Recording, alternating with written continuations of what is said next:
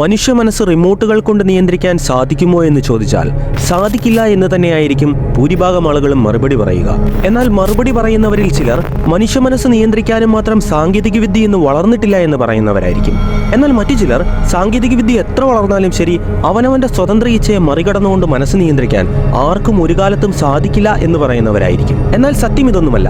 ചരിത്രത്തിലേക്ക് നാം ഒന്ന് തിരിഞ്ഞു നോക്കിയാൽ 1960കളിൽ തന്നെ ഡെൽഗാഡോ മൃഗങ്ങളെയും മനുഷ്യരെയും റിമോട്ടുകൾ കൊണ്ട് നിയന്ത്രിച്ചിരുന്നു എന്നാണ് നമുക്കറിയാൻ സാധിക്കുന്നത്.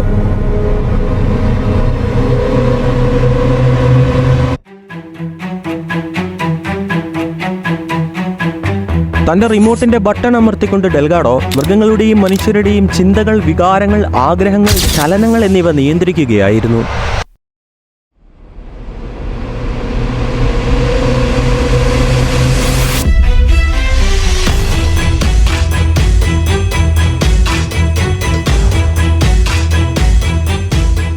തന്റെ സ്റ്റിമോസീവറും റിമോട്ടുകളും ഉപയോഗിച്ച് ഡെൽഗാഡോയ്ക്ക് മനുഷ്യരിൽ തീവ്രമായ ലൈംഗിക ചിന്തകൾ, കാമം, ക്രോധം, വൈരാഗ്യബുദ്ധി, അക്രമവാസന, വിഷാദം, ഉത്കണ്ഠ തുടങ്ങിയ അവസ്ഥകൾ സൃഷ്ടിക്കാൻ സാധിച്ചിരുന്നു.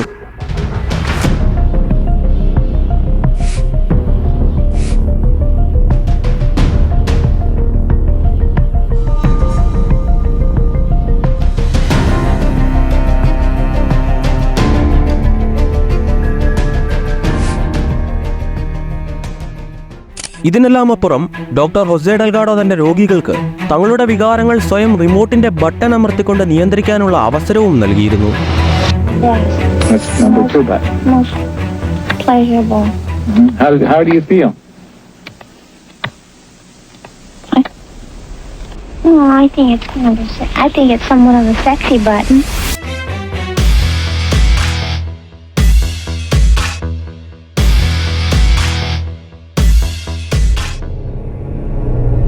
അസാധ്യമെന്ന് ജനങ്ങൾ കരുതുന്നതും ലോകത്തിന്ന് നിലവിലില്ല എന്ന് വിശ്വസിക്കുന്ന സാങ്കേതിക വിദ്യയുമായ മൈൻഡ് കൺട്രോൾ സാങ്കേതിക വിദ്യകളുടെ ആദ്യഘട്ടം 1960കളിൽ തന്നെ ആരംഭിച്ചിരുന്നു എന്നതാണ് യാഥാർത്ഥ്യം.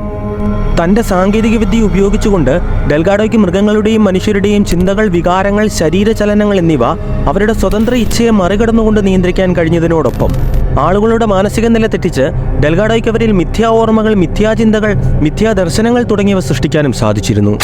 ഒരു യുവാവിന്റെ മാനസിക നില തെറ്റിക്കാനും അവനിൽ ജെൻഡർ കൺഫ്യൂഷൻ, അതായത് താൻ ആണോ പെണ്ണോ എന്ന സംശയം ഉളവാക്കാനും തന്റെ പരീക്ഷണങ്ങളിൽ ഡെൽഗാഡോയ്ക്ക് സാധിച്ചിരുന്നു. സംശയമുണ്ടായതിനെ തുടർന്ന് അവനൊരു പെണ്ണാകണമെന്ന് പറയുകയും കൂടാതെ തന്റെ മുന്നിലിരുന്ന പുരുഷനോട് ഇഷ്ടം തോന്നിയതിനെ തുടർന്ന് തന്നെ വിവാഹം കഴിക്കാൻ ആവശ്യപ്പെടുകയും ചെയ്തിരുന്നു. തന്റെ സാങ്കേതിക വിദ്യകൾ കൊണ്ട് ആരെയും എങ്ങനെ വേണേൽ നിയന്ത്രിക്കാനും മാറ്റിയെടുക്കാനും സാധിക്കുമെന്ന് ഡെൽഗാഡോയ്ക്ക് ബോധ്യപ്പെട്ടുകൊണ്ടായിരിക്കാം തന്റെ പരീക്ഷണങ്ങൾക്കൊടുവിൽ ഏത് തരത്തിലുള്ള മനുഷ്യരെയാണ് നമ്മൾ നിർമ്മിക്കാൻ ആഗ്രഹിക്കുന്നത് എന്ന് ഡെൽഗാഡോ ചോദിച്ചത്. ഒരു വ്യക്തിയുടെ മനസ്സ് നിയന്ത്രിച്ചുകൊണ്ട് അവന്റെ മനോനില തെറ്റിക്കാനും അവനിൽ ജെൻഡർ കൺഫ്യൂഷൻ തൊട്ട് സ്വവർഗ ആകർഷണം പോലെയുള്ള കാര്യങ്ങൾ സൃഷ്ടിക്കാനും കഴിഞ്ഞ ഡെൽഗാഡോയ്ക്ക് ആരെയും എങ്ങനെ വേണേൽ മാറ്റിയെടുക്കാൻ സാധിക്കുമെന്ന് വിശ്വസിക്കുന്നതിൽ തെറ്റില്ല.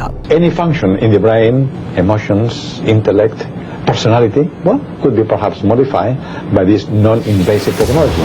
വികാരവും ബുദ്ധിയും വ്യക്തിത്വവും ഉൾപ്പെടെ തലച്ചോറിലെ ഏതൊരു പ്രവർത്തനത്തെയും മാറ്റിമറിക്കാൻ കഴിയുന്ന 1960കളിലെ ഈ സാങ്കേതിക വിദ്യ ഇന്ന് 2024 എവിടെയാണ് എത്തി നിൽക്കുന്നത്? We have the technology to hack human beings on a massive scale. Most important thing to know about living in the 21st century is that humans are now hackable animals. Humans are now hackable animals.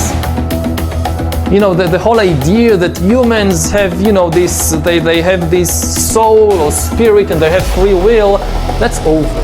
Free will, that's over. That's over. Harari പറഞ്ഞ പ്രകാരം സ്വതന്ത്ര ഇച്ഛ ഇല്ലാതാകാൻ പോവുകയാണോ?